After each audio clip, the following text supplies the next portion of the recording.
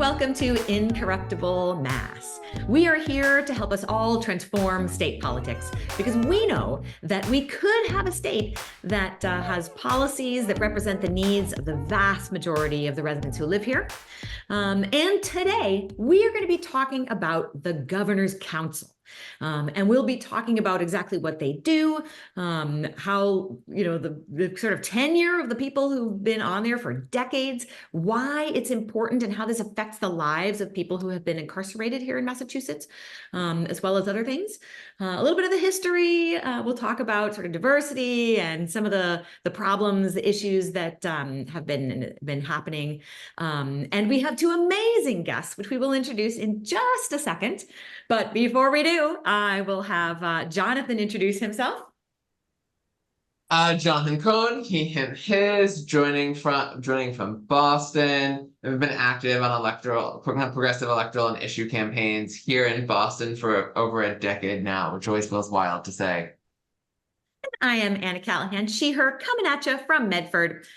Super involved in local politics and state politics. Love all these interviews that we do with folks. So excited to be here. And we have Trounstine and Harry Margolis, who are going to talk about the Governor's Council. Jean, can you introduce yourself, a little bit about you and a little bit about the organization that you're with? Sure. I'm Jean Trounstine. I've actually been, as I like to say, interrogating the criminal legal system for the past 30 plus years. Worked in prisons. I'm a writer. I am a professor. I have a new book out called Mother Love. You can go to Concord Free Press and get it free because they inspire generosity. And this organization is called Who Governs the Governor's Council, and another person, David Harris, and I will tell you why, but we started this organization to interrogate the Governor's Council. Wonderful. And Harry Margolis, can you introduce yourself? Hi, I'm Harry Margolis. I'm a longtime lawyer in the Boston area, focusing on estate planning, elder law, and special needs planning, and have on the side been involved in politics and actually ran for Governor's Council about a dozen years ago. And as we'll discuss, I'm kind of one of the quixotic candidates trying to take on these incumbents who keep getting reelected. And I've joined this effort and have been helping put together our website, which you can look at whogovernsthegc.org. Fantastic. So the first question we have is, what is this governing council? What is it? Why does it exist? What do they do? Well, why don't I take that? So it's an 8-member body that's elected. We'll talk about kind of how undemocratic these elections are, in my view. That has some that's quite unknown, but also quite important. So most people don't know what it is. And its main functions are to vet judges and to vet parole board members, and also to approve the governor's selections for pardons, paroles, commutations of sentences. And it's been around forever. So it dates back to the 17th century and colonial times when it actually governed the colony. And the governor was one of the members of the Governor's Council, and then over time, its role and power have been eroded to its current functions. But the fact that it exists at all is a real anomaly and an anachronistic anomaly, if I can say that, because it's the only, I believe New Hampshire also has a Governor's Council, which I think does virtually nothing. And otherwise, no other state in the union has this sort of body with these sorts of important functions. Wow. It's like a vestigial governing organ, so to speak. Exactly. Well, other states approve the governor's nominations with their legislatures. And we don't do that here. We send, actually, I'll just add one thing to what Harry said. The pardons and commutations and the judges and all the deliberative officials have to go before the Governor's Council. parole comes in the sense that parole might have someone who goes up for commutation, and then the governor's council Can you approves tell us that. about commutation? Like, what is Sure. commutation? So commutation and pardon forgives the underlying offense. Commutation changes the sentence. So if you are you get first degree, when you get a commutation, you become second degree, and something like that allows someone to have an opportunity for parole. The governor's council really doesn't approve the paroles, but they approve the commutations that the parole board will hear. Great. And that they pass. So if somebody gets a commutation through the parole board, that person then has to be approved by the governor's council. It's really kind of crazy because it has to go to the governor, the governor's council, the parole board. It's like so many things one person has to go through. And the governor's council is one of the last windows of, okay, you get it. Yep. This is a very quick, basic thing. So you noted that there are 8 members of the governor's council. So I just want to highlight that means that any governor's council district is larger than a congressional district in Massachusetts. Because we have 9 congressional districts, and then there are 8 of these, which are just massive for anybody to even run in, setting aside the fact that many people don't even know the race exists. No, it's really hard to get the word out, which of course I found when I ran for governor's council. It's a huge area. You can't raise the kind of money that candidates for Congress raise. So, and you can't go door to door. I mean, if you're trying to knock off an incumbent state legislator, you can actually knock on all the doors in that district during the campaign. But you can't do that. Each governor's council district is made up of 5 state senate districts. Wow. So is how they're constituted. And the result is that the incumbents always win re-election so far. And they can stick around as long as they want. And some of our current incumbents have been there for decades. So Chris Iannella has been there for 31 years, Terry Kennedy for 24, Marilyn Devaney for 26. So they've been there an incredibly long time. And I think as Jonathan, you point out to us, Chris Iannella has actually been there longer because he was there for a while and then was off for 2 years and then got back on. So pretty much if you get elected to the governor's council, you can stay for as long as you like. Wow. So at least up until now, that's why we're working on this. Great, great. And anything more that you'd like to say about why is this important? Why should people care who's on the governor's council? I would like to say that most people that I've talked to, educated people, politically active people, bright people, if I say, who's your governor's council, they don't know. No, they probably are like, what's a governor's council? Well, the first thing is that the governor's council was always on the back of the ballot. And so people didn't turn the ballot over to see that race, number one. That's one problem. Number two, it's not like that many people are as public, they don't necessarily have the funds to do enormous campaigning. I mean, they do campaigning. I don't want to say they don't, but, a lot of people just do not pay attention or know who these people are, and they have no idea that they approve. Like, for example, last year, well, actually, excuse me, not last year, but when Baker was in office, the governor's counselors approved, this is an estimate, but it gives you an idea of what I'm talking about. They approved 349 out of 350 people sent to them. They approved them all. For commutation, for anything, right? For all of the nominations, judges, everything. Oh no, judges, I'm talking really mostly it's judges who go before the governor's council, parole board members and clerks of courts, all sorts of other things, but it's mostly judges. Maybe 250 of those were judges. My point being that that's a pretty powerful position. If you are the one who approves, you're part of approving or disapproving. And people don't realize that.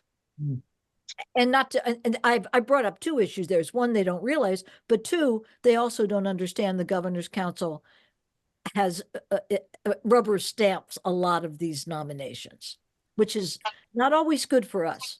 Yeah, no, it's striking to me when you actually noted that it's like, and the governor's council with its 8 members has been like all of them being registered Democrats for a while, and for have like an all Democratic body, or at least it's ostensibly Democratic body, approving 99+% of the Republican governor's judicial nominees is rather striking, because it's like, I'm going to guess that we don't live, like, as people might be aware, the courts are an area of contention in the political space, where people of different parties and even within the same party disagree on fundamental things about what courts should be doing, and for it to be that, let's say, that much of a rubber stamp raises kind of, let's say, questions about the degree of vetting even happening. Well, you know, I want to just add to that, Jonathan. That's such a good point. But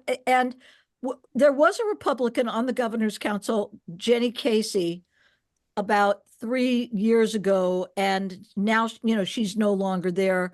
There's someone else in her place. But the point I want to make about that is that she also approved, you know, I think Deval Patrick's nomination. So, I mean, there's the rubber stamping is, you have to ask why.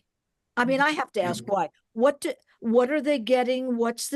Are there some kind of backroom deals we don't know about? What's going on? It's very curious why that happens, especially when there are some people that you would think maybe you wouldn't necessarily approve. And also, as you mentioned, because there are, Republicans, well, I'll go one step further, prosecutors.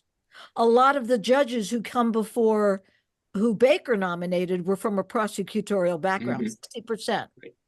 Yeah. I mean, I point out that there is a process for nominating judges before they get to the governor's council. So there's a judicial nominating commission. So they're already vetted, at least to some extent. And so there's probably at least a minimum ability and experience by all the candidates for judges, which I think is probably not as true for parole board and clerks of court. And so I think that the fact that they're all rubber stamped is maybe probably more of a concern than the judges are.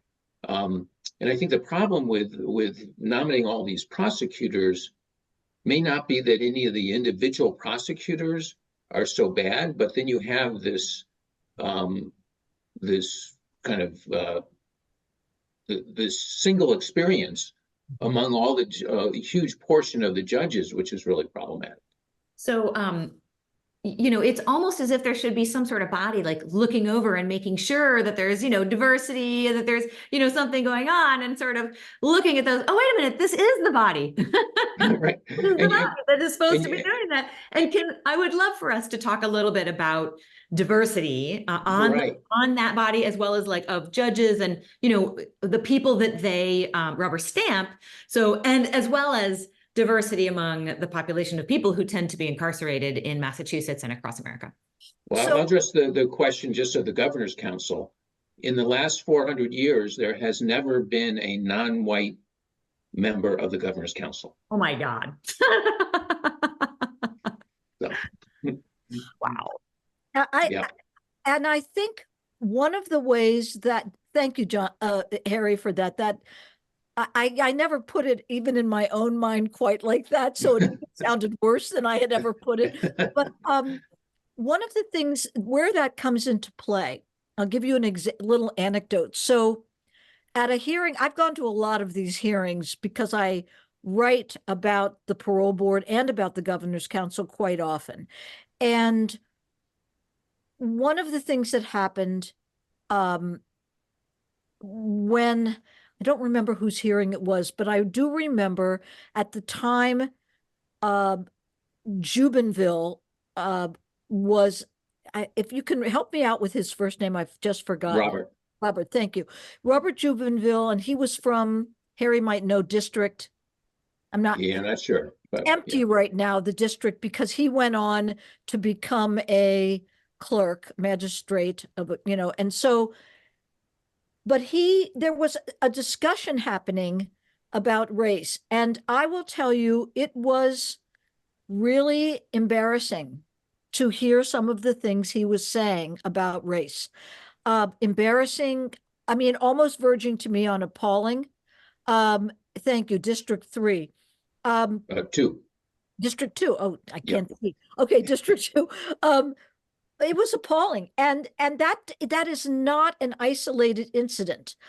I mean, some of the language different counselors used. When Lucy Soto Abbey, she was a parole board member. She got literally kicked off the board, and somebody else put in, and she's a Latina from the western part of the state, I believe. And She was kicked off the parole board, right? yeah, she was kicked off not the governor's not the council. governor's Yeah, council, yeah, but yeah, at the governor's council, Marilyn Devaney, made this issue of how it was, she took on the idea that she took it almost like she was personally offended that a person of color had been kicked off the parole board. And here is Marilyn Devaney, who had voted against many people of color, who, it was so hypocritical, I thought, at that time. Performative, probably.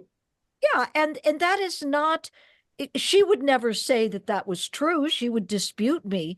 But if we went back and looked at the hearings, which are now recorded, they weren't for many years, and Marilyn is somewhat responsible for making sure they were recorded. I will grant her that. But you can see some of the things they say that are appalling. You can listen to the hearings. That happened during COVID, and I will say it's a great boon for me as a reporter to be able to actually hear things I've gone to and get the exact quotes. But anyway, back to your question, Anna. So that's the diversity. It comes out in how they question, the kind of comments they make, the comments they don't make, the way they kind of fawn over anybody who's been formerly incarcerated, as if, I don't know, as if they've never met a person of color before. I mean, it's embarrassing to me, very embarrassing. Yeah. And it sounds like that's one of the issues that you talk about as something that needs to change. Well, and quick thing with the mention of Jubenville that reminds me of, and this also speaks to the way in which the office has a fairly low profile in the state, is that I was talking with somebody who only by my mentioning it to them, and this is a person who votes in every election, regularly canvasses for candidates, only then learned that they had been moved into between districts.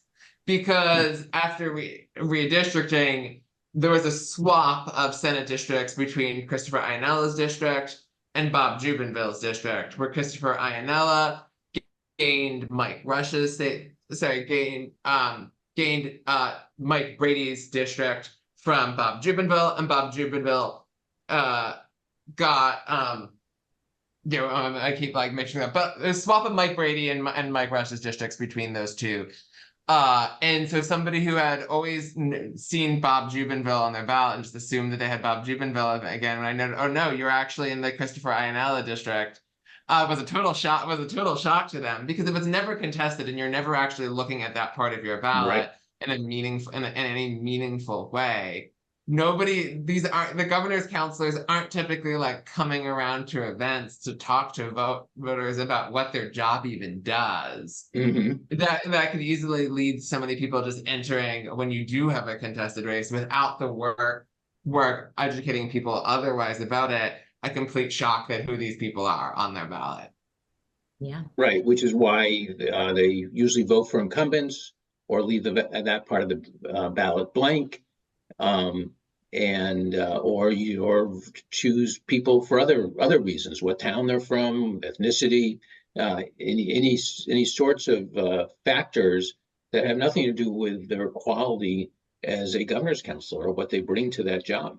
And speaking of that quality, Jean, I was hoping to ask you a little bit about the behavior of the people who are on the governor's council, and if there's anything that you are not completely satisfied with.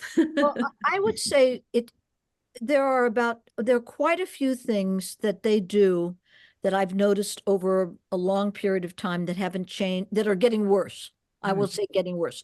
Interrupting, leaving the room when people are talking. I mean, I find that being on their phones all the time. I mean, it's really embarrassing. When I came to testify once, as soon as I started testifying, both Kennedy and Eileen Duff got up and left the room.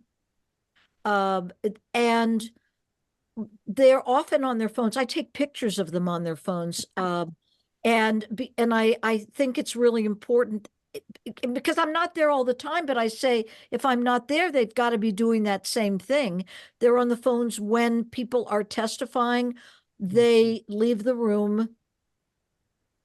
They also ask questions that are based on sort of an assumption that they know everything. I'll give you an example.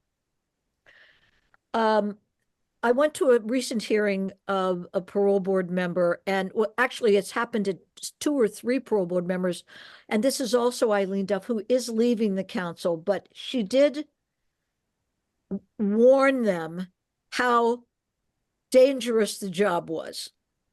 And it was like, what are you talking about? As if people were going to come to their house. I'm not saying there isn't some danger in being a parole board member. I'm sure there is, and in being a judge, I'm sure there are threats, things happen. But to say that, do you realize how dangerous it is? And she does it in a way, and a lot of the counselors do this, like that they've been to so many hearings, lifer hearings, that they know all these things. I find there's not very much humility with governor's counselors. They don't act as if they have something to learn, as if these are really major roles that they're vetting people for. They really don't, and they are major roles. These are really important things in our Commonwealth. So I find their behavior reprehensible, honestly. And they don't have rules they also grandstand. I should say that. That is another thing that, and I love Paul DiPaolo in many ways, but for example, they have certain causes they hold on to. And, like, we have no one from the western part of the state, so that will diversity. That's their version of diversity, right? Right. They bring these kinds of their concerns to the council, the things that are most important. Ferrara, who was a former policeman, half the questions he asks about how do you relate to cops, it's just over and over again, that kind of stuff. Jean, as a light joke, when you were talking about their behavior during hearings, I was so tempted to just pretend to bring up my phone onto screen and start checking it, or walk off camera, come back at a minute later to just channel the chamber. But I would say, if you can't see a lot of this, I mean, when they film the governor's council, what they do, they don't film the counselors. They don't put the camera on the counselors. They only put the camera on the person talking. So over here on the side is so-and-so walking off or so-and-so leaving, and you don't see that. Mm-hmm. I also, it's not like they're meeting every day, right? They only meet on once a week on Wednesdays. They only have hearings on Wednesdays, and they have a Wednesday at noon. They have a meeting with the lieutenant governor, who is the tiebreaker, we should say, of the governor's council, and she runs a meeting where this is also another thing that I've found appalling. They have a Pledge of Allegiance, and then one of the counselors has a prayer every assembly. They have a prayer so that, let's just say it's Marilyn Devaney that day, she might have a prayer for, Ukraine, or whatever it pops into her mind that she decides to have a prayer for that day. They have a pledge of allegiance and prayer. And I always think church and state women, You're what right. is, and then they vote. 1700s, 17th century, 1600s. Right. Look at that era. And then they vote on the hearings from the last week or so. And that is the extent. I mean, they do interview people, but that's the extent of the work they get paid for $36,000 a year. Yeah. Well, let me just ask you guys if there are any final thoughts before we end, and also what people can do. I mean, obviously, maybe knowing more about who your incumbent person is on the Governor's Council and how many decades they've been there for. But, so I think it'd be great if people came and looked at our website, whogovernsthegc.org. But I think it's an important election year. As Jean said, there are 2 open seats at the moment, so that we're going to get at least 2 new governor's counselors.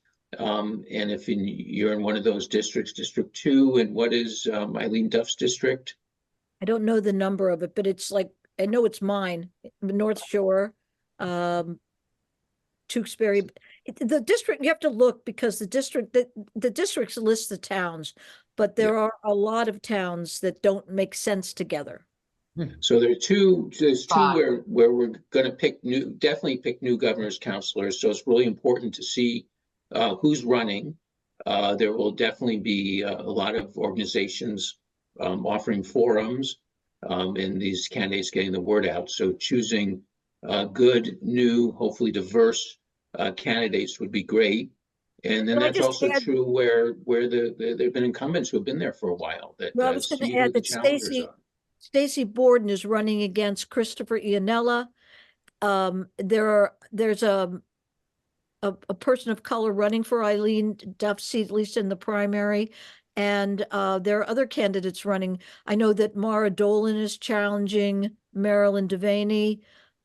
She is a white woman, but there are a lot of cases of challengers, and you should look at that. I mean, Stacey Borden, who was formerly incarcerated and runs a home of reentry for women coming out of prison, really knows a lot about the system from a different point of view, certainly, than any of the governor's counselors now do.